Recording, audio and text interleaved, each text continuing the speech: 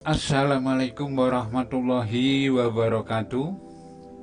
Salam jumpa lagi dengan AR Supriyadi.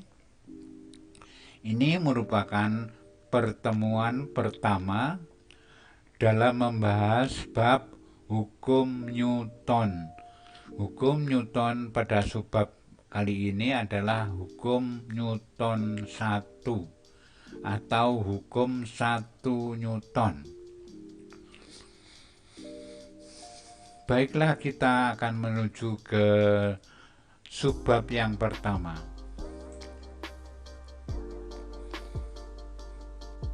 Hukum 1 Newton, resultan gaya yang bekerja pada benda besarnya sama dengan 0, maka benda tersebut diam atau mungkin bergerak lurus beraturan, yaitu GLB. Jadi pada hukum pertama ini mengatakan resultan gaya yang bekerja pada benda besarnya sama dengan 0, ya, maka benda itu disebut diam atau bergerak lurus beraturan. Ini rumusnya sederhana sekali. Sigma F sama dengan 0, ya. Tuh. Hanya begitu, maka langsung problem. Problem ini untuk menguatkan ilmu yang apa itu maksudnya sigma gaya sama dengan 0. Problem 1, sebuah balok berada pada lantai kasar dan diam, kemudian balok dikenai gaya 10 Newton, menimbulkan gaya gesek statis antara balok dengan lantai sebesar 10 Newton. Jadi sebelum balok dikenai gaya 10 Newton belum ada gaya geseknya. Kalau diberi gaya 10 Newton ini menimbulkan gaya gesek statis, ya, antara balok dengan lantai sebesar 10 Newton. Berapa kecepatan saat T sama dengan 5 sekon? Kita coba untuk menjawab. Jumlah gaya yang bekerja sama dengan 0. Jumlah gaya itu disebut resultan, seperti di sini tadi. Resultan sama dengan 0, itu hukum pertama Newton. Terdiri dari F min Fs statis, masih belum bergerak, sama dengan 0. Ini berarti imbang antara gaya yang bekerja dengan gaya gesek statisnya. Berarti benda itu diam. Jadi diam. 10 Newton menimbulkan gaya gesek statis 10 Newton. Akibatnya di sini 0 karena kecepatan balok karena diam, kecepatan balok kapanpun tetap sebesar 0, ya, diam, gitu ya. Oke. Kita coba untuk melihat yang kedua. Problem kedua, gaya konstan sebesar 12 Newton bekerja pada benda seperti gambar di bawah ini. Ini ada benda yang terletak pada lantai, ya. Lantai itu dibagi, ada lantai licin antara A sampai B. Kemudian berikutnya lantainya kasar, ya. Jadi orang tidak akan kepleset di sini karena kasar. Saat balok menyentuh balok titik B, ya, saat balok menyentuh titik B, kecepatannya 4 meter per sekon. ya. Ini karena licin, ya.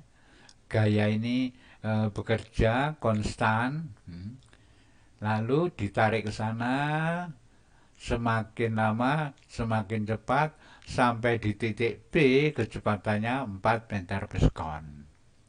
Setelah itu lantainya kasar, ya, lantainya kasar. Kita lihat di sini.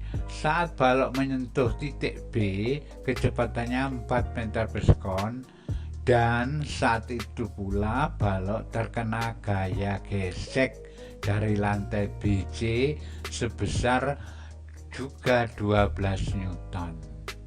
Ya, juga 12 Newton. Berapa kecepatan balok saat menyentuh titik C? Kita lihat di sini.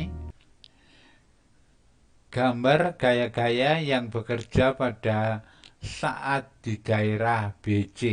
Ini 12 Newton. Gaya gesek yang menyentuh di sini 12 Newton. Ya. Ini sigma gaya sama dengan 0, F dikurangi FK, jadi F ini dikurangi FK sama dengan 0. Benda ini bergerak, ya, tidak diam, ya, tidak diam. Benda bergerak lurus, beraturan dengan kecepatan tetap, ya, tidak punya tambahan, jadi tetap aja. Kecepatan balok saat di B 4 meter per sekon, maka kecepatan balok saat di titik C, ya, di B sini 4 meter per sekon. Ini berarti konstan, ini konstan 4 meter per sekon, 4 meter per sekon, 4 meter per sekon. Sampai di C juga tetap 4 meter per sekon.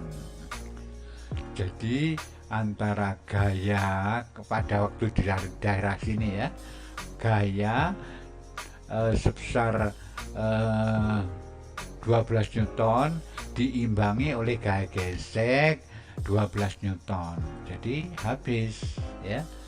Jadi nggak ada percepatan, jadi konstan di sini, ya. Jumlah gaya sama jumlah gaya sama dengan 0, berarti benda itu diam atau bergerak lurus beraturan. Jadi di sini bergerak lurus beraturan, maka kalau di titik B itu kecepatannya 4 meter per sekon, di titik C juga sama 4 meter per sekon. Ini 4 meter per sekon. Oke, kita lihat pada problem berikutnya. Ini masih hukum pertama, ini problem 3. Beban seberat 60 Newton, ini 60 Newton, digantung 3 tali yang dibentangkan seperti gambar di bawah ini, ya. Ini 60 Newton dibentangkan oleh 3 tali, tali 1, tali 2, dan tali 3, ya. Ini 90 derajat, ini 37, maka ini mesti 53, ya. Ini terus digambar di sana. Nah, diuraikan, ya. Gaya-gaya yang berada di sumbu X itu adalah T1 cos 37 dan T2 yang arahnya ke sana cos 53, ya. Ini T1 sin 37, ini T2 sin 53, ya. Jadi ini 37, ini 53, ini 90, ini 90. Oke. Melihat uraian ini, maka kita lihat sumbu X dulu, dia itu T1 cos dan T2 cos itu berlawanan, ditaruh di sini. T1 cos 37 dikurangi karena berlawanan, ya, dikurangi T2 cos 53 itu sama dengan 0 ya, karena diam gitu ya. Hukum yang pertama. Cos 37 itu 0,8 T1 ya. Ini 0,6 T2 sama dengan 0 ya. Ini persamaan pertama. Kita lihat di sumbu Y ada siapa aja ya. Sumbu X sudah, sumbu Y sekarang. Sumbu Y ini ada T1 sin 37, T2 sin 53 itu berteman searah. Ini berlawan arah dengan W ya. Berlawan arah dengan W. Kita lihat di sini. Sigma gaya pada sumbu Y sama dengan 0. T1 sin 37 berteman dengan T2 sin 53 berlawanan dengan W sama dengan 0 ya. Sama dengan 0 ini adalah hukum yang pertama. Ini sin 37 itu 0,6 T1 ditambah ini 0,8 T2, W nya dipindah aja ke sana, jadi plus 60. Jadilah dua persamaan. Dua persamaan itu dieliminasi ya. Ini persamaan satu dulu kita tulis, ini persamaan satu ditulis dulu, baru persamaan kedua ini tulis juga di sini. Maka dinolkan ini rupanya ini yang dinolkan T2 ini ya. Maka ini dikalikan 4, ini dikalikan 3. Ini kalau dikalikan 4 itu adalah berapa? 0,6 dikalikan 4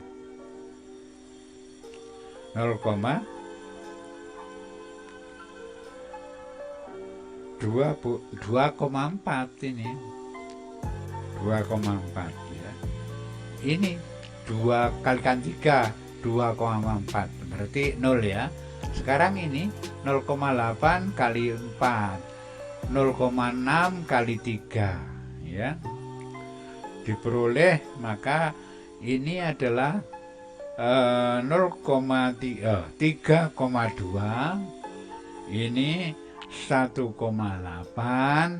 maka ini nanti kalau dijumlahkan ada 5,0 T1 sama dengan 0, dan ini kali 3, ini kali 4 kan 0 juga, ini kali 3 180, maka T1 180 dibagi 5 hasilnya 36. Ini hasilnya 36. Berarti T1 ini 36 Newton tegangannya ya. Oke, sekarang mencari T2. Persamaan 1 yang digunakan boleh, persamaan 2 digunakan boleh. Kita gunakan persamaan 1 0,8 kali T1 min 0,6 T2 sama dengan 0. 0,8 kali 36 sama dengan 0,6 T2. Maka T2 sama dengan 28,8, ini 28,8 dibagi 0,6 sama dengan T2 nya 48 ya. Maka T2 ini lebih tegang ini ya, 48 Newton. Kalau ini tadi 36 Newton ya. Ini kalau T3 ya sama dengan beratnya ini, sama dengan beratnya itu 60 ini, 60, 36, 48 gitu ya. Caranya seperti ini, diuraikan dulu dan diuraikan juga ya. Ini saling mengurangi, kalau ini disaling menambah, dilawan oleh ini.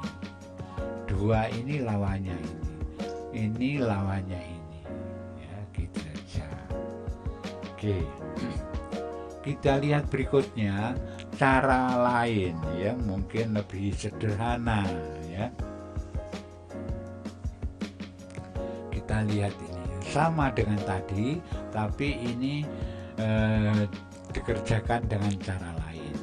37, 90, 53 ya, 60. Ini T1 nya berapa, T2 nya berapa, T3 nya berapa gitu ya. Alfa ya, alfa sudut yang berada di depan T1. T1 itu depannya alfa, T2 depannya beta, T3 depannya gamma ya. Besar tegangan tali T1, T2 dan T3 yang menahan beban sebagai berikut ya. T1 dibagi sin alfa sama dengan T2 dibagi sin beta sama dengan T3 dibagi sin gamma ya. Nih ya, dibagi sin sudut di depannya. Oke. Dengan menggunakan persamaan perbandingan antara tegangan dengan sinus sudut yang ada di depan tegangan tali, maka problem di atas dapat diselesaikan secara sederhana ya. Misalnya kita menggunakan mencari T1, dimanfaatkan yang sudah ada, yang sudah diketahui itu ya. T1 dibagi sin alfa sama dengan T3, T3 itu sama dengan W ya. T3 dibagi sin gamma ya. T1 dibagi sin 53 ditambah 90 ya, itu sin alfa ini ya.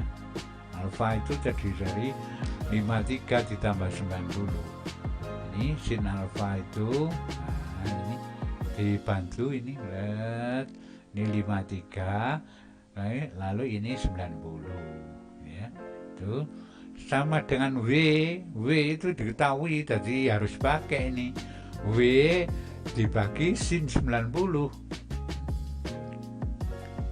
T1 dibagi sin 37 sama dengan 60 ya, sama dengan 60 dibagi 1 ya. Maka T1 sama dengan 60 kali 0,6, maka T1 ada 36 begitu. Tadi juga 36 ya. Kita coba untuk mencari T2. Di depannya adalah beta ya. T2 dibagi sin beta sama dengan T3 dibagi sin gamma, dipakai terus karena ini diketahui ya. T2 dibagi sin beta itu ini 90 ditambah 37 sama dengan sin 90 sama dengan W per sin 90. T2 sama dengan dibagi sin 53 ya, sin 53 sama dengan 60 dibagi 1, maka T2 sama dengan 60 kali 0,8 sama dengan 48 ya. Silahkan pilih ya, cara ini apa cara yang sebelumnya tadi. Demikian untuk hukum pertama Newton untuk bisa diketahui ya. Jadi hukum pertama Newton itu adalah resultan gaya sama dengan nol, kemungkinan benda itu diam, juga bisa juga kemungkinan benda itu bergerak, tapi bergerak lurus beraturan ya. Demikian kurang lebihnya, mohon maaf. Kami akhiri. Wassalamualaikum warahmatullahi wabarakatuh.